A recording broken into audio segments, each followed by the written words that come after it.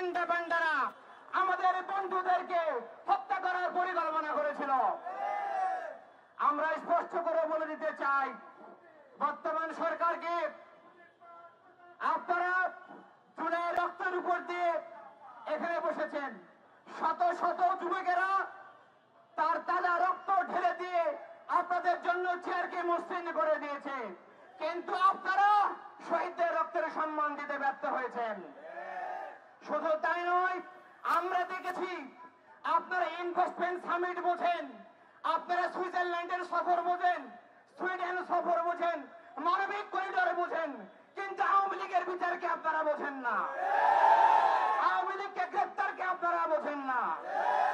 আপনাদেরকে উত্তর দিতে হবে, আপনারা কবে এই সচিবালয় থেকে আওয়ামী লীগের দালালকে উৎখাত করবেন? আপনারা কবে এই পুলিশ লীগ এবং গোয়েন্দা বাহিনী যারা জুলাই গণহত্যায় জড়িত ছিল তাদের আপনারা কবে বিচারের মুখোমুখি করবেন? আমরা সেটা আজকে জানতে চাই। আপনাদের যে কচ্ছপের গতি, এই কচ্ছপ গতি দিয়ে শহীদদের এবং পঙ্গুত্ব বরণকারী গাজীদের স্বপ্নের দেশ আপনারা করতে পারবেন না, তা জনগণ ইতিমধ্যেই বুঝে গেছে।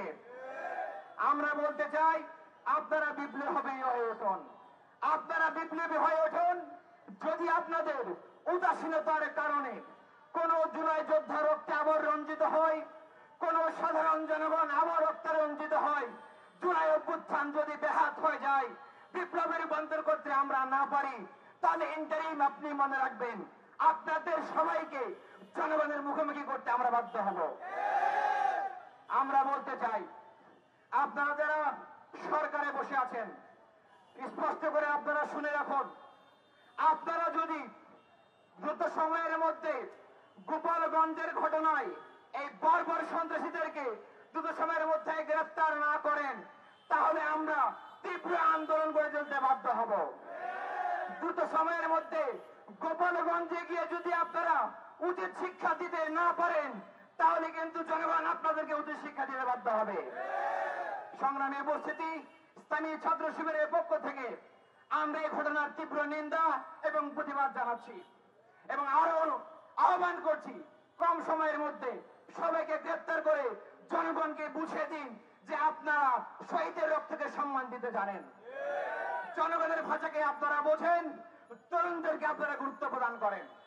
সংগ্রামী উপস্থিতি, আগামী দিনে দেশ ইসলাম রক্ষার আন্দোলনে ভারতের দালাল মুক্ত দেশ গঠনের আন্দোলনে অংশগ্রহণ করার উদাত্ত আহ্বান জানিয়ে আজকের মতো বিদায় নিচ্ছি।